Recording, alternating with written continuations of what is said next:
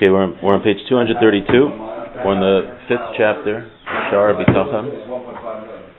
We're talking about the difference between a person who lives with Bitachon and a person who does not live with Bitachon. There's a famous question on this week's Parsha of why is it that Avram merited to be the father of the Jewish people and not... There were other tzaddikim that believed in Hashem back then. You had... Noach, first of all, was a little before. He believed in Hashem. Shem ve'ever believed in Hashem and they did mitzvos. There's many explanations to this I've shared in the past with my Rosh Yeshiva said, but I just saw Rav Lopiansky. So the difference between Avram Avinu was, Avram Avinu didn't just view it as, life is you're trying to pile up good deeds. Life is more than that. Life is about making your life as a mahalach, a certain way to live. That you're not just here to accumulate good deeds, but you're here to make your whole life as a servant of Hashem. That's what he wants to say. And that's why he said the Torah specifically describes him as a zaken, as an older person. And there are a lot of old people. Mr. Shalach was 969 years old. Why was he an old person? Old person means that you live your life, your entire life, a certain way, with a mahalach.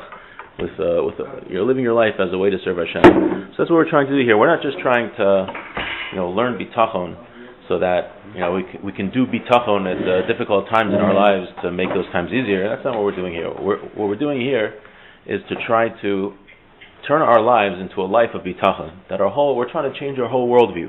That everything we do is in this mahalach, is in this way of having trust in Hashem, because it's a different way to live. We're trying to change the way that we live. That's what I'm saying. Avram Avinu changed the way a human being is supposed to live, and that's what we're doing right now. We're learning about bitachon, not because just randomly we want to have bitachon, that's how we build it, but we're doing it because we want to change the way we look at the world. That we view Hashem as our sustenance and not random events. Let's go page 232. Vashlishi. The third way that someone who has bitachon, lives with bitachon, is different than someone who doesn't have bitachon. Ki abotech belokim ve'im yisasik besibos lo yismach b'libo layam. Somebody who has bitachon, he does not rely on the ways, the means that provide him with sustenance. He knows that when he goes to work, this fellow, he knows that his work has no bearing on if he's going to be successful, but rather it all comes from Hashem. If Hashem didn't want him to do well, he wouldn't do well. So if so, why is he working for a living? Why doesn't he just sit in his house and wait for the money tree to grow? Because it says, because Hashem told him it's a mitzvah. We have to work to support ourselves. That's the whole test of bitachon. Is that it's one thing if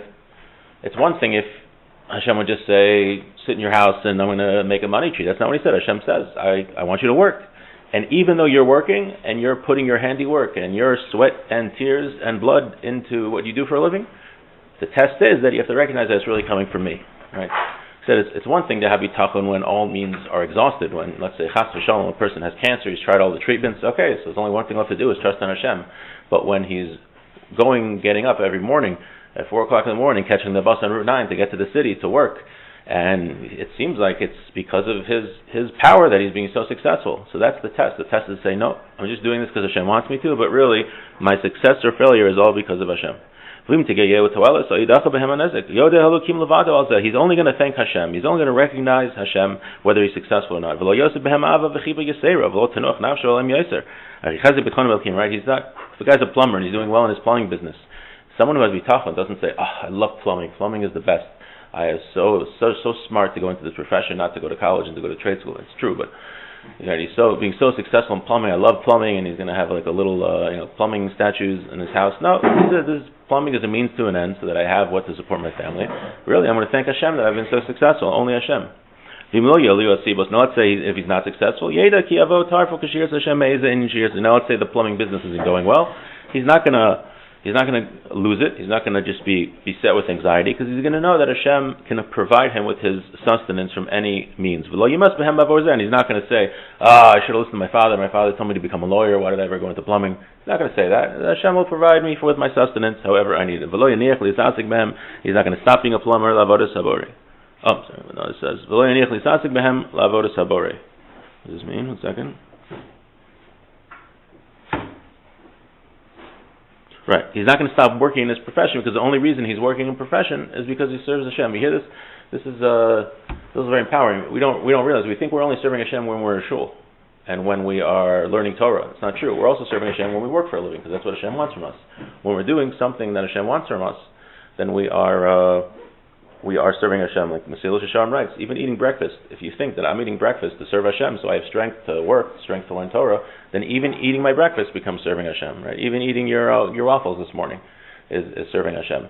You just have to have it in mind. That's the difference. Right? When we do a mitzvah, you take a lulav and esrog.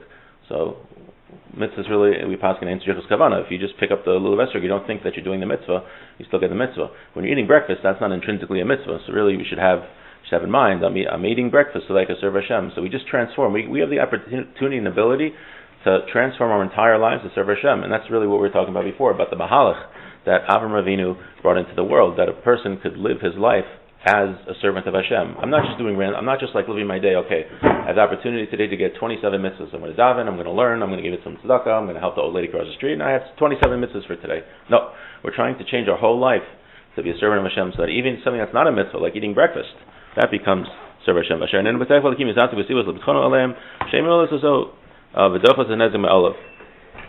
now, however, someone who doesn't trust in Hashem, he puts all of his efforts into his business. So he behaves in the opposite way. If he's very successful as a plumber, he's going to say, "Oh, I'm so smart, becoming a plumber. I'm so successful." And he's gonna pray, "Oh, I work so hard. You just put in a little hard work and you'd be successful." He's not gonna try anything else because he sees that plumbing is so successful. He's just gonna praise. He's gonna tell all of his friends they should become plumbers, and he's gonna praise how worked hard. All I had to do, I worked hard, and you'd be successful. That's all you have to do. No, it's not true. A person needs to work hard. Judaism, we value hard work, but that's not. We shouldn't be praising ourselves. We shouldn't say we shouldn't be saying that it's my strength that I was so successful. So yeah, I worked hard because Hashem told me to, but really my success is from Hashem. Many people work hard and are not successful, and many people don't work hard and are successful. And now let's say such a person who doesn't have bitachon isn't successful, and he'll be disgusted by his profession. He'll try to take up a new one. Like it says in the pasuk,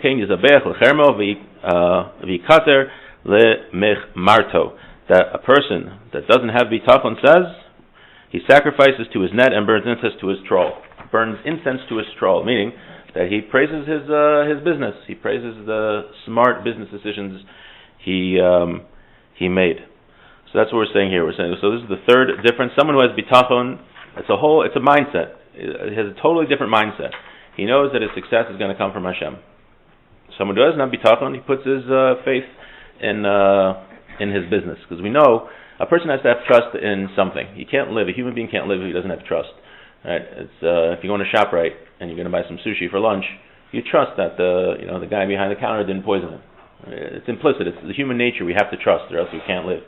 So it's always a choice we have. Are we going to trust in our jobs, in the means we have providing support, or are we going to trust in Hashem? It has to be somebody. So we might as well trust in Hashem. That's the best thing. Now it's not easy, because we're not born naturally to trust in Hashem. We are born naturally to trust. Someone said, right, with bitachon, I think the Vilna Gaon says the bitachon has to be like when you're a little kid. Every little kid implicitly trusts his mother. His mother's holding his hand. He's not afraid. He's with his mother. What is there to be afraid of? But as he gets older, what we're supposed to do is we're supposed to transfer that trust from our mothers to Hashem. We should feel just like we felt when we were little kids and our mother was holding us, right? Little babies aren't scared. My mommy's holding me. What do I have to worry about? That's how we should feel with Hashem. So our life mission, though, is to build up that trust, and we do that by by keeping it in mind, learning about it like we're doing, and to do actions based on that. That we don't, if something's not going well at work, we don't freak out. We say, okay, I trust in Hashem. I'm not going to do crazy things. I'm not going to start buying lottery tickets in order to support myself, because I trust in Hashem. Okay, we'll stop here for today.